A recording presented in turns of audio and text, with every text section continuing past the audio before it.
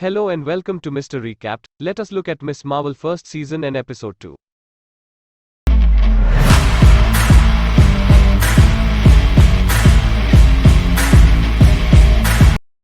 Kamala goes to class the next day with a recently discovered sense of conviction after realizing she has been gifted with tremendous abilities because of Nani's bangle. She experiences the new individual at school, Cameron, and possibly goes completely gaga for him. In a short talk with Bruno, Kamala hilariously addresses Paul Rudd's long-lastingness. However, this delight is immediately purged by the way that Zoe has taken the spotlight since she got saved by a godlike in Avenger Con. Nakia, uninformed that Kamala is godlike who saved Zoe, suggests her as a spending plan Captain Marvel, and Kamala almost offers her godlike character. Zoe gives Kamala an undeniably more horrible godlike name. Nightlight, Zoe proclaims that she will have a social event to laud the delicacy of human life. Kamala at first communicates that it's unthinkable that she will go to that. Nonetheless, when Zoe invites Cameron, Kamala pulls out her attestation and says that she is positively appearing for Zoe's party. Nakia gets what's going on, yet Bruno is missing from how Kamala is crushing Cameron. As ensured, notwithstanding, Kamala shows the level of her powers to Bruno since he missed all the stuff she did at AvengerCon. Simultaneously, both of them comprehend that Kamala isn't excessively wonderful at controlling her powers. In this manner, they decide to overall work on it, provoking a really fun activity montage set to Cruella, Nervo, and Raja Kumari's goddess. While testing the wellspring of Kamala's powers, Bruno sees that the energy shafts, stages, and effects aren't exactly coming from the bangle, it's coming from inside Kamala. The bangle has, as far as anyone knows, just helped Kamala with opening her supernatural parts. Kamala mulls over regardless of whether she is associated with Thor.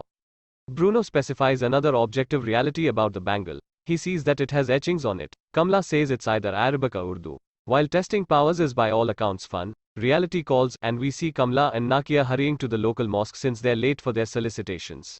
They keep their shoes in the rack, wash up and go to the discussion. Likewise, they comprehend how seriously Muslim women are treated while Muslim men look for flawless treatment.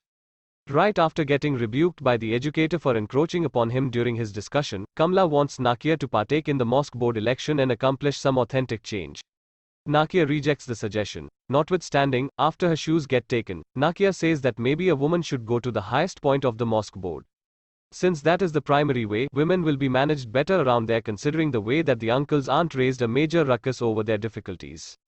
Then, at that point, they review that the enormously approachable Uncle Rashid is running for the spot too, and there's zero opportunity that Nakia will need to beat him.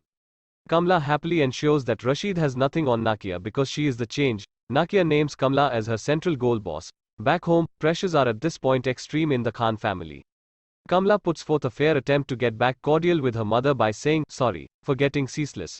Muniba says that she appreciates that Kamala is growing up, yet she simply accepts she ought to stay safe. Likewise, Kamala thinks this is the most obvious opportunity to demand Muniba's approval to permit her to go to Zoe's party. Kamala says that Bruno and Nakia will go with her and she'll be back by 9 p.m. Muniba grants her approval to party and encourages her to overcome the front entrance this time. Seconds ensuing to showing up. Nonetheless, Kamala unexpectedly drinks alcohol and looks at Cameron arising out of the pool to the tune of Tesha's Jalebi Baby.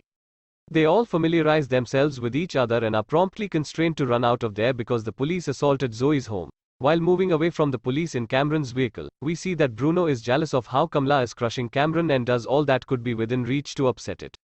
Anyway, Cameron and Kamala continue to hold over Shwet Shop boys, Shah Rukh Khan, because both of them bombarded their most critical driver's test. The trip wraps up with Kamala and Cameron exchanging numbers and Cameron inviting Kamala to go for drives anytime she wants to.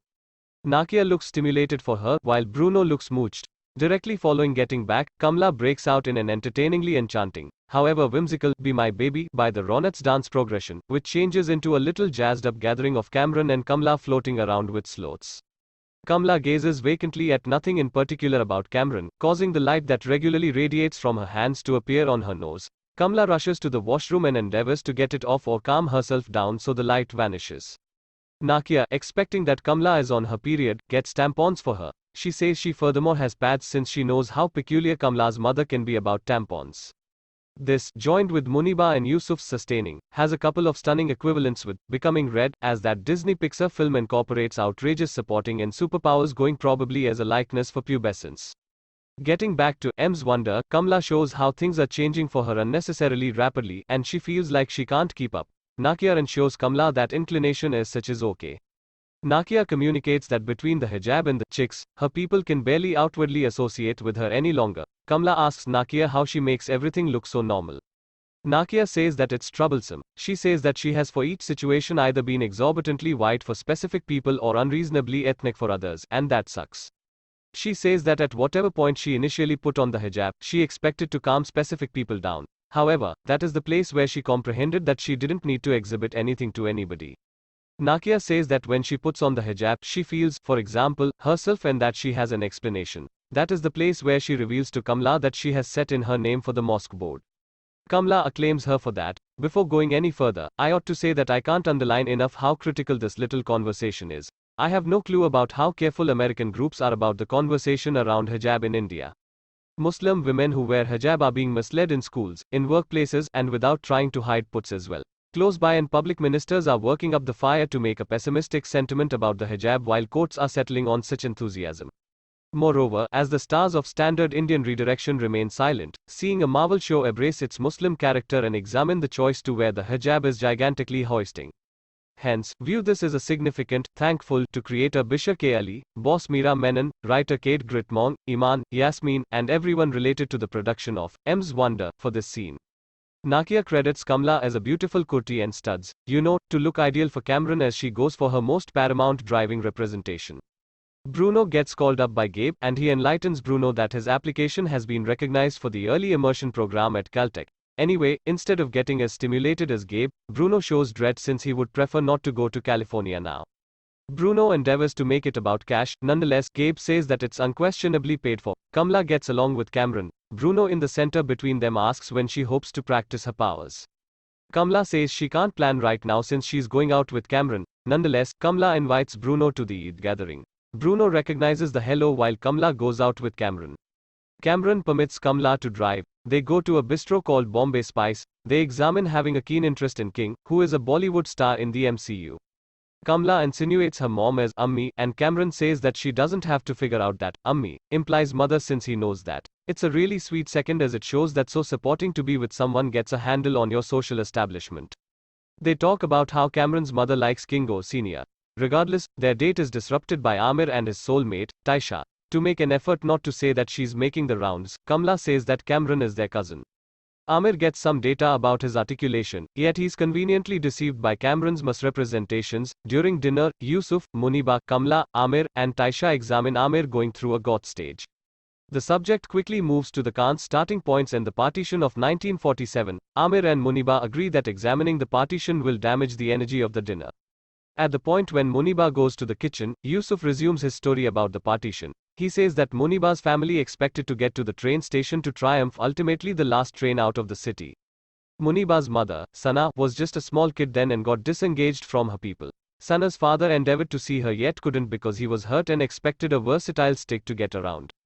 Nevertheless, Sana found her father by following the way of the stars. Taisha gets some data about Sana's mother, and Yusuf offers something vague about her evaporating that night, similarly to others did.